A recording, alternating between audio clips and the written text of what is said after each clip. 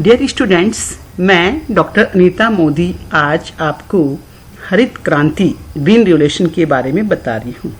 हरित क्रांति शब्द जैसा कि शब्द से ही स्पष्ट है, हरित एवं क्रांति दो शब्दों से मिलकर बना है।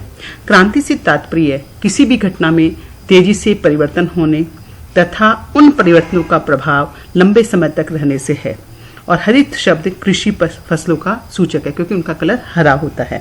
अतः हम लोग क्या समझते हैं, हरित क्रांति से तात्पर्य कृषि उत्पादन में अल्पकाल में विशेष गति से वृद्धि का होना तथा उत्पादन की वह वृद्धि दर जो आने वाले समय तक बनाए रखने से है। तो हरित क्रांति का मतलब है कृषि क्षेत्र में हुई परिवर्तन, तेजी से हुआ परिवर्तन। भारतीय कृषि के संदर्भ में हरित क्रांति से आशय छठे दशक के मध्य कृषि उत्पादन में हुई उस भारी वृद्धि से है जो थोड़े से समय में उन्नतशील बीज जिसे HYVP सीड्स भी कहा जाता है, हाई यील्डिंग वेराइटी प्रोग्राम, रासायनिक खादों एवं नवीन तकनीकों के फलस्वरूप हुई है। अन्य शब्दों में कहा जाए तो हरित क्रांति भारतीय कृषि में लागू की गई उस विकास विधि का परिणाम है जो 1960 के दशक में पारंपरिक कृषि को आधुनिक तकनीक द्वारा प्रतिस्थापित किए जाने के रूप में सामने आई है। कृषि में तकनीकी ज्ञान का आविष्कार, उन्नत किस्म के बीजों का प्रयोग, सिंचाई सुविधाओं का विकास, कृषि क्षेत्र में उन्नत औजारों और मशीनों का उपयोग, कृषि में विद्युतीकरण, कृषि क्षेत्र में ऋण का विस्तार, कृषि शिक्षा में विस्तार कार्यक्रमों के सम्मिलित प्रयासों के फलस्वरूप वर्ष 1966-67 के उपरांत कृषि उत्पादन तेजी से बढ़ा। उसे हम क्या कहेंगे, हरित क्रांति। उत्पादन वृद्धि की जो ये गति तीव्र रही है, इसी को कृषि वैज्ञानिकों ने किसका नाम दिया, हरित क्रांति का नाम दिया है।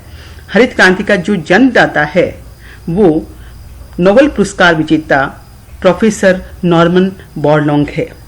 और भारत में हरित क्रांति को बढ़ावा देने का श्रेय मुख्यतः किसको जाता है, एस स्वामीनाथन को जाता है। हरित क्रांति को इसलिए भी कहा गया है क्योंकि इसके फलस्वरूप भारतीय कृषि जो केवल एक जीवन यापन करने का सोर्स थी, उससे ऊपर उठकर आधिक्य स्तर पर आ गई है, मतलब उससे अधिक उत्पादन किया जाने लगा है। तो हरित क्रांति में मुख्य रूप से दो बात आती है, एक तो होता है उत्पादन की तकनीक में सुधार हुआ है और दूसरा कृषि उत्पादन में वृद्धि हुई है। हरित क्रांति को नवीन कृषि रणनीति के नाम से भी जाना जाता है, न्यू एग्रीकल्चर स्ट्रेटेजी के नाम से भी जाना जाता है।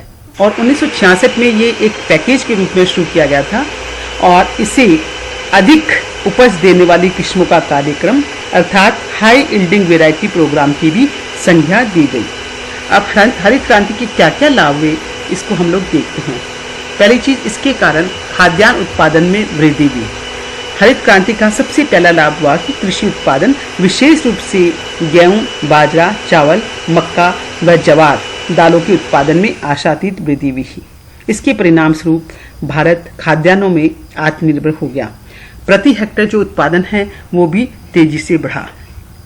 इसी के साथ दूसरी चीज देखिए कि जो परंपरागत स्वरूप है हरित कृषि का, उसमें परिवर्तन आया है। अब किसान क्या है, आधुनिक तकनीक अपनाने लगे। खेती का जो पहले केवल जीवन यापन का सोर्स था उसका व्यवसायीकरण हो गया। तो इसके अंतर्गत बेहतर कृषि विधियों के कारण किसानों का जीवन स्तर भी बढ़िया हो गया, पहले से अच्छा हो गया। किसानों के दृष्टिकोण में परिवर्तन हुआ, उत्पादकता में बढ़ोतरी हुई।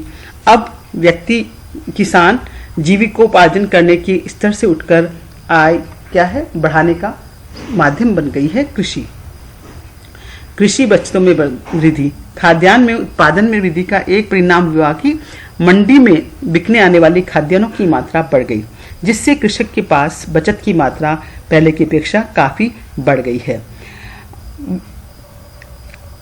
विश्वास, हरित क्रांति का जो सबसे बड़ा लाभ हुआ है वो ये कि किसान, सरकार और जनता सभी में ये विश्वास उत्पन्न हो गया कि भारत में कृषि पदार्थों की केवल आत्मनिर्भर ही नहीं हुआ है बल्कि आवश्यकता पड़ने पर वह निर्यात भी कर सकता है। नेक्स्ट देखिए, खाद्यान्नों की आयात में कमी। प्रोफेसर SL दांतवाला के अनुसार हरित क्रांति ने सांस लेने योग्य राहतों का समय दिया है। इससे खाद्यान्नों की कमी की चिंता से छुटकारा मिलेगा और अर्थशास्त्रियों व नियोजकों का ध्यान पुनः भारतीय योजनाओं की तरफ लगेगा। अर्थात आयातों पर जो हमारी निर्भरता थी वो पूर्वापेक्षा कम हो गई।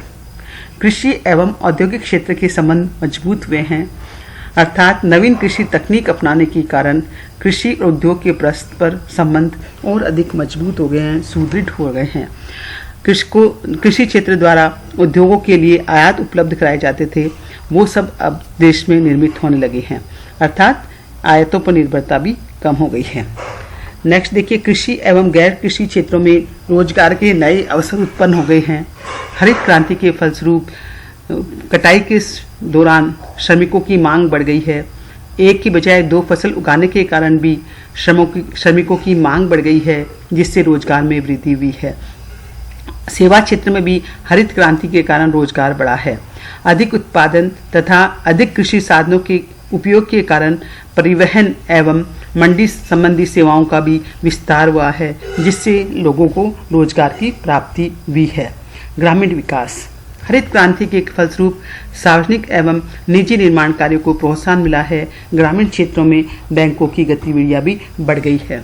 तो इस प्रकार से हम देखते हैं कि हरित क्रांति जो कि 1966-67 में शुरू की गई थी, उसके कारण हमारे कृषि क्षेत्र में आमूल-चूल परिवर्तन हुए हैं।